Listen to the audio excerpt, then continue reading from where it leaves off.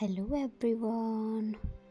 आज चाहिँ मैले नरिवलको लड्डु बनाउन आँटेको छु अनि मैले यसमा अमुलको घिउ युज गरेँ है। हजुरहरूले अरू पनि कुनै युज गर्न सक्नुहुन्छ घिउ, तर मेरोमा जे थियो मैले त्यही युज गरेँ। अमुलको मेरोमा थियो है, मैले अन्त अमुलकै घिउ युज गरेँ। यसमा चाहिँ मैले 2 चम्मच जति चाहिँ मैले घिउ युज गरेँ। कराई पनि भक्कु नै निकै नै तातेर हेर्नु न, झन्डै घिउ पनि डढेन मेरो। तर कोही बात छैन, फर्स्ट टाइम हो मेरो चाहिँ है।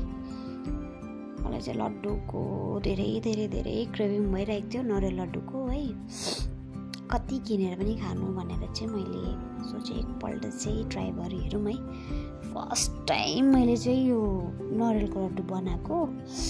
हेर्नुहोस् है कस्तो हुँदो रहेछ है एक्सपिरियन्स मेरो लड्डु बनाउनुको।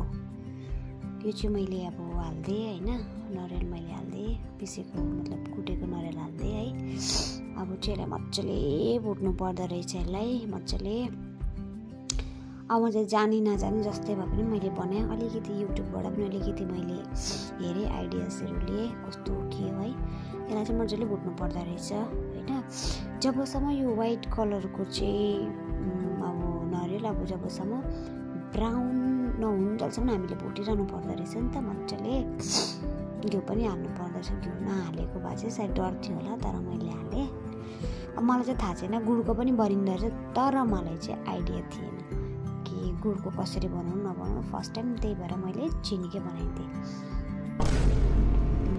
अब चाहिँ हेर्नु के भएको मैले यसमा खाना बनाउनु कि यही कराई बसाल्यो भने चाहिँ यतिकै हुन्छ, नाची नै रहन्छ हो।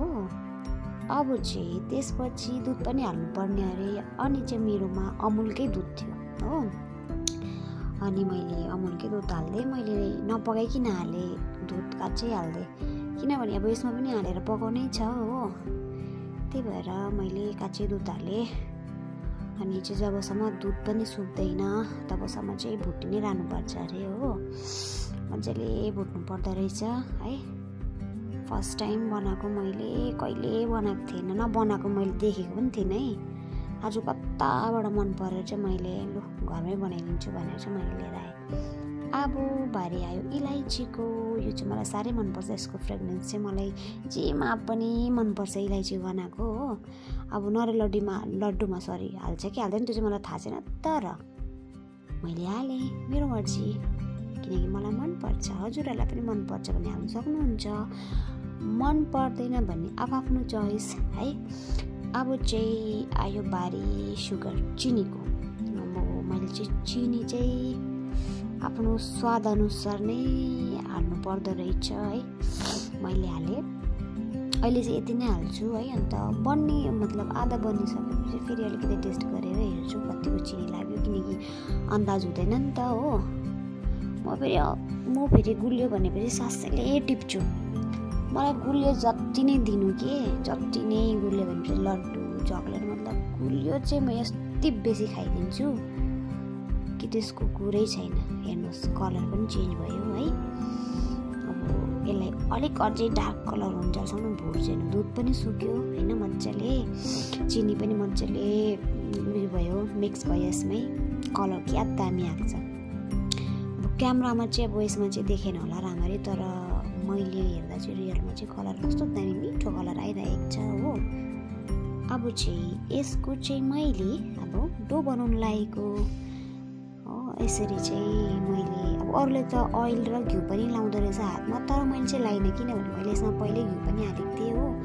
अब नरिवलबाट अलरेडी अलिकति ओइल पनि निस्किरहेको थियो हो यत्तिकै, अनि मैले लाइनँ। मैले यत्तिकै मैले डो बनाउनु स्टार्ट गरेँ। हेर्नु कस्तो मजाले बनिँदैछ।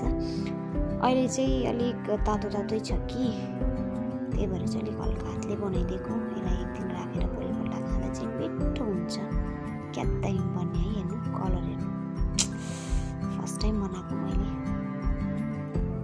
यहाँ हेर्नुहोस् मैले डल्लै डोहरू बनाइसकेँ, क्या दामी है। साइजमा नजानु होला है, सानो ठुलो बनाइदिएको छु, कोही बात छैन,